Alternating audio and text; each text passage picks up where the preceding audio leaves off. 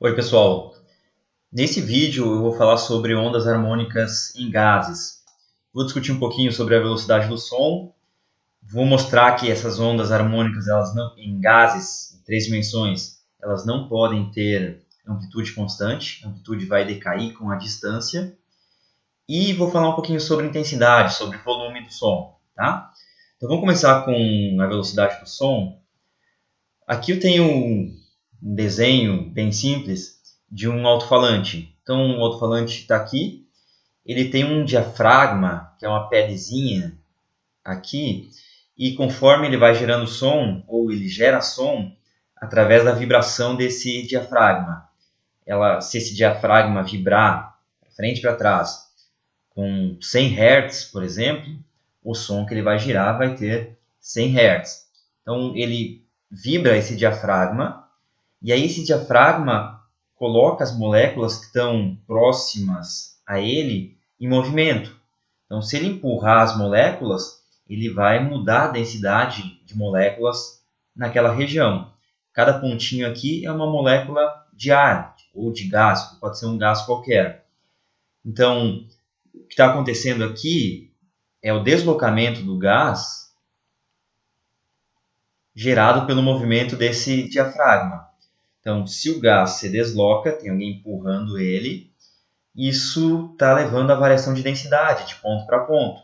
Vai ter lugares com maior densidade de moléculas e vai ter lugares com menor densidade. Então, o deslocamento do gás leva à variação de densidade.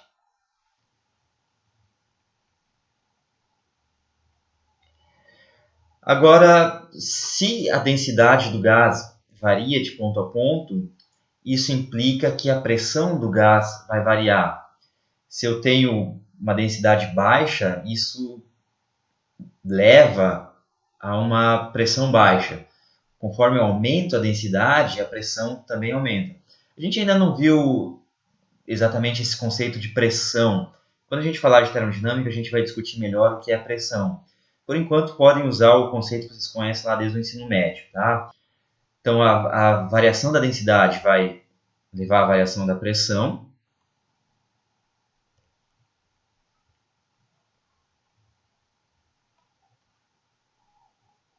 E como vocês já conhecem, a pressão está associada com força.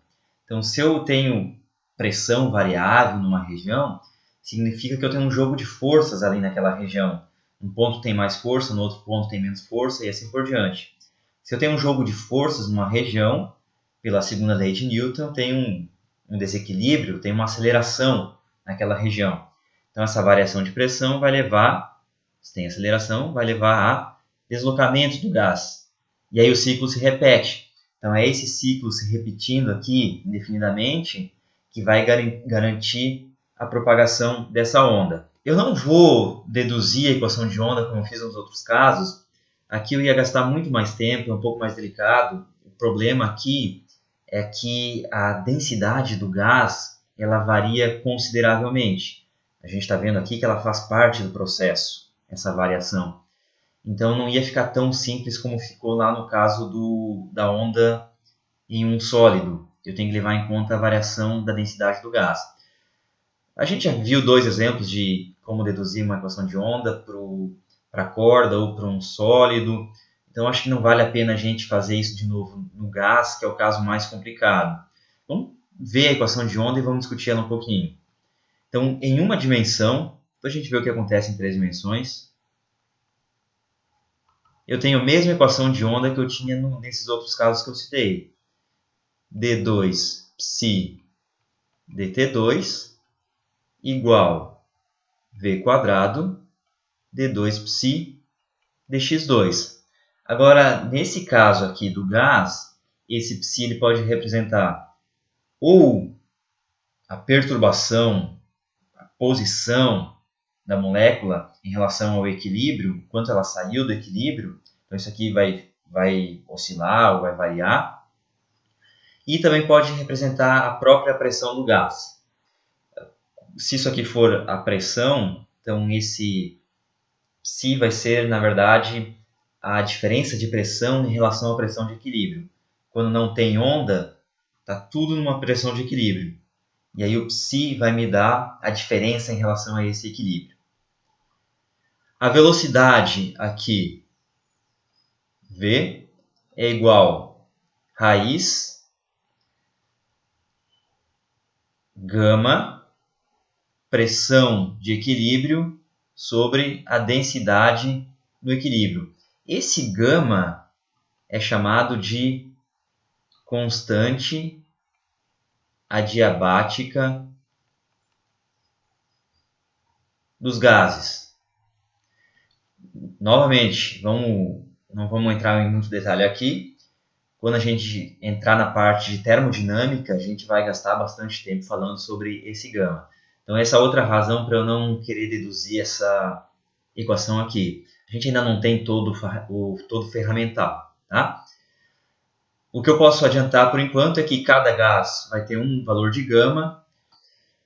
Para o ar, que é o que a gente está mais acostumado, esse gama ele vale 7/5. Exatamente isso. Quando a gente entrar em termodinâmica, a gente vai inclusive deduzir esse valor. E aí, pegando esse gama, pegando algum valor típico de pressão, por exemplo, a pressão ao nível do mar, pegando algum valor de densidade do ar, a gente pega a velocidade dessa onda no ar, que é exatamente a velocidade do som. Então, por exemplo, se eu pegar pressão no nível do mar, P0 é aproximadamente 101.325 Pascal. Vou colocar tudo no sistema internacional e aí a velocidade vai ser em metros por segundo. Nível do mar. Vamos pegar a densidade a uma temperatura de 0 graus Celsius. Essa densidade de um gás ela varia consideravelmente com a temperatura. Também a gente vai ver isso em termodinâmica. Então, a 0 graus Celsius, a densidade do ar é aproximadamente 1,29 kg por metro cúbico. Ar tem peso, né? Um metro cúbico de ar vai ter uma massa de 1,29 kg. Joguem esses números aqui e eu vou pegar uma velocidade do som no ar de aproximadamente 332 metros por segundo. Se eu pegar uma temperatura diferente, 20 graus Celsius, a densidade muda, 1,23 kg por metro cúbico e, consequentemente, a velocidade vai mudar, vai ficar em torno de 340 metros por segundo. Lembrando que esses números são para o ar. Se eu pegar outro gás, vai mudar o gama e vai mudar a densidade. E aí eu vou ter um valor diferente para a velocidade. Bom, eu quero falar sobre ondas harmônicas nos gases. A gente não vai precisar fazer tudo de novo. Todo o ferramental matemático, todo o desenvolvimento matemático já foi feito. Então, por exemplo, aqui, eu quero uma solução harmônica para essa equação, uma onda harmônica. Eu já sei qual é. É a mesma que a gente tinha no caso da onda na corda ou da onda no sólido. É a mesma equação matemática. Então, a solução vai ter que ser a mesma. Vai ter os mesmos tipos de soluções aqui, comparado com aqueles que a gente viu anteriormente. Vai ter ondas progressivas, harmônicas, estacionárias e assim por diante. Então, em uma dimensão, vou fazer assim, 1D, a onda harmônica é psi de x e t igual àquela que a gente viu, uma constante, seno ou cosseno, número de onda, x menos frequência angular, t, mais a constante de fase, delta. E o módulo de A é a amplitude. Conceito importante aqui vai ser o conceito de intensidade, vai estar associado ao volume. Então a gente vai definir essa intensidade assim, vou usar o I maiúsculo. Ele é definido como energia média. Quando falar energia, entendam energia mecânica. Então, energia mecânica toma o valor médio, esse aqui é o símbolo. A mesma que a gente viu no vídeo sobre energia mecânica da onda harmônica. Energia média que está usando uma área por unidade de tempo. A dimensão dessa intensidade é dimensão de energia sobre dimensão de área, ou comprimento ao quadrado, vezes dimensão de tempo. Energia, se eu tiver no sistema internacional, vai ser Joule. Joule por tempo, que é segundo no SI, é Watt por metro quadrado. Então, isso aqui é Watt por metro quadrado. A gente viu que para onda harmônica, a energia média, ou a energia, é proporcional à amplitude ao quadrado. Então, é proporcional a A ao quadrado.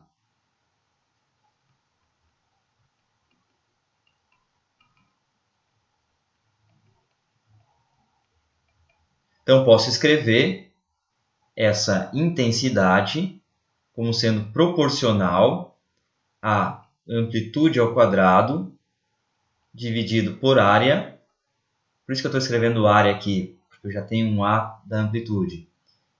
Por unidade de tempo. Uma grandeza relacionada a essa intensidade é o volume, tem uma relação direta. A gente vai definir o volume da seguinte maneira. Vamos chamar de beta, estou chamando. Então, volume beta é definido como 10, logaritmo na base 10 da intensidade da onda, dividido por I0.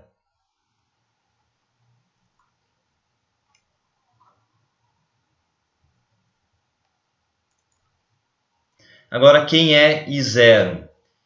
Esse zero é um número fixo, tem unidade de intensidade, o logaritmo é adimensional, então esse cara tem que ter a mesma unidade desse aqui. É 10 na menos 12 watt por metro quadrado. Isso aqui corresponde à intensidade do limiar de audição. Claro que é um valor médio, né? Tem pessoas que ouvem melhor, tem pessoas que ouvem pior. Mas, em média, o ser humano tem esse limiar de audição. Acima de 10 na menos 12 watt por metro quadrado, ele consegue ouvir. Abaixo disso, não consegue. Então, é o limiar da audição humana.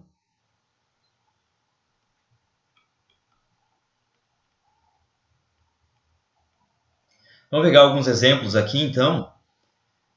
Eu peguei, por exemplo, um assovio.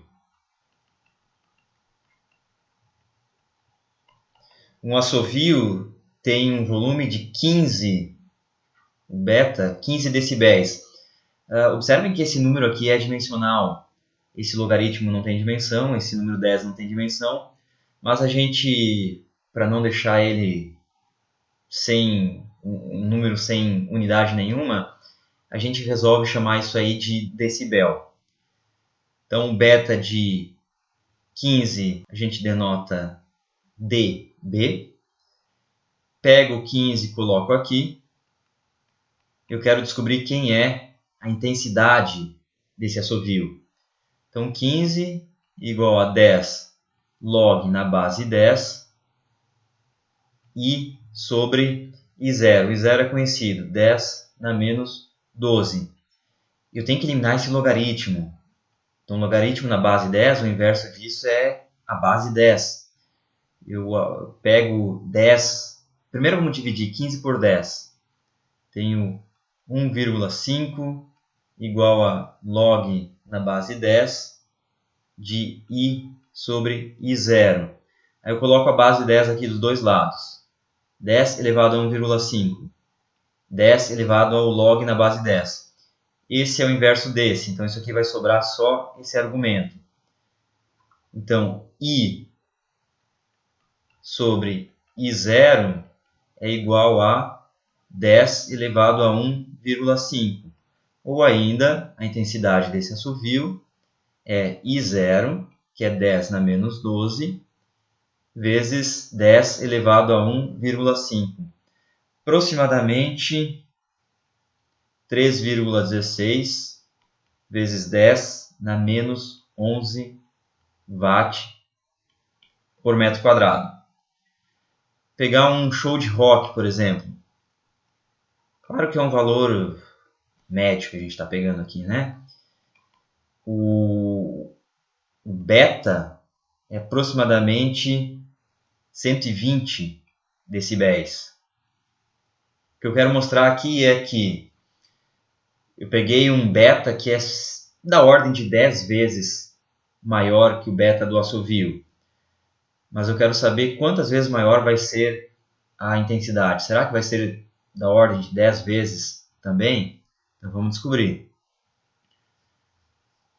Pego essa equação aqui de novo, substituo beta igual a 120, igual a 10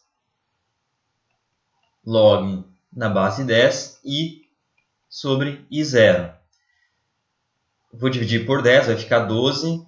Aí coloco a base 10 dos dois lados, eu vou ficar com 10 na 12 é igual a I sobre I0. I0 é 10 na menos 12, então eu tirei a intensidade. Intensidade é igual a 1 watt por metro quadrado. Então notem que eu peguei um volume que é, nessa escala, aqui em decibel, ele é cerca de 10 vezes maior, pouco menos até que 10 vezes, de 15 para 120. Só que a intensidade não é 10 vezes maior, a intensidade é 10 elevado à potência 11 vezes maior. 10 na 11 vezes maior é igual a 1 com 11 zeros, 2, 3, 4, 5, 6, 7, 8, 9, 10, 11. Isso vai dar... Aqui tem o 1000, aqui tem o milhão, aqui tem os 100 bilhões. Então é 100 bilhões de vezes maior. Ou seja, com a intensidade 100 bilhões de vezes maior, o volume ficou cerca de 10 vezes maior. Por que disso? Porque a gente está definindo esse volume em decibel com essa escala logarítmica. É razoável? É, o nosso ouvido ele trabalha mais ou menos com essa escala logarítmica. Alguns dos nossos sentidos são assim, a visão também é. Então, por exemplo, quando tem um eclipse solar em que metade do Sol vai ser tapado, 50% do Sol vai ser encoberto, a percepção que a gente tem de claridade não é de 50%. A gente vai notar praticamente, ou melhor, a gente quase não vai notar a diferença. Por quê? Porque o nosso olho também trabalha com uma escala logarítmica. A intensidade da luminosidade caiu pela metade, mas o que a gente sente, o que a gente observa, não mudou muito. É mais ou menos o que está acontecendo aqui também, tá? Agora vamos notar o seguinte aqui, pessoal. Notem que, como a gente viu, o volume está associado com a intensidade. E a intensidade depende da amplitude da onda ao quadrado. Se eu tiver uma onda harmônica em uma dimensão, essa amplitude é constante. Então, eu gero a onda aqui e alguém que está lá 100 km, ou 1000 km, ou 10.000 km, vai observar essa onda com a mesma amplitude. Ela vai chegar lá com a mesma amplitude. Se ela chega lá com a mesma amplitude, a pessoa vai perceber essa onda com o mesmo volume. Será que é isso mesmo que acontece? É óbvio que não. Eu estou falando aqui, quem está a 1 metro de mim ouve uma coisa, quem está a 10 metros já quase não ouve nada, quem está a 100 metros definitivamente não ouve mais nada. Por quê? Bom, a amplitude deve estar caindo com a distância. Pode cair com a distância? Pode. Isso aqui é uma onda em uma dimensão. Agora a gente vai ver a onda em 3 dimensões. A gente vai ver que em 3 dimensões a amplitude da onda cai com a distância. Para ver isso, vamos notar o seguinte. Aqui eu tenho uma fonte. Vamos denotar essa fonte por F. Então é uma buzina. Está emitindo som ali. Obviamente, em 3 dimensões, esse som vai viajar em todas as direções. Vamos assumir que não tem vento, por exemplo, aqui para não complicar a nossa vida. Tem uma situação simétrica. Essa direção aqui não tem nada de especial em relação a qualquer outra direção. Então, esse som vai ter que se propagar de maneira uniforme em todas as direções. Isso significa que a onda gerada vai ser uma onda esférica. Está aqui a fonte e aqui eu marquei 2 círculos, ou melhor, 2 esferas. Aqui estão desenhados como círculos, né? Mas são esferas. São esferas imaginárias. A gente denotou aquela região do espaço por uma esfera. Não tem nada de físico ali, né? Essa primeira esfera tem raio R1. E a segunda esfera tem raio R2. Vamos olhar para a esfera 1, a esfera menor. Energia média dessa onda sonora que está cruzando essa esfera de raio R1 por unidade de tempo, no intervalo ΔT. Pega 1 segundo, por exemplo. Se tem onda passando por ali, tem energia. E eu quero saber, então, a energia média por unidade de tempo. Eu posso escrever isso em termos da intensidade.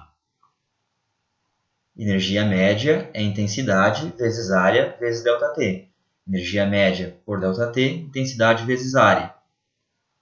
Então, isso aqui é a intensidade que está passando pela esfera de raio R1. Então, vamos colocar assim, intensidade em R1, uma distância R1 da fonte, vezes a área, 4πr1 ao quadrado.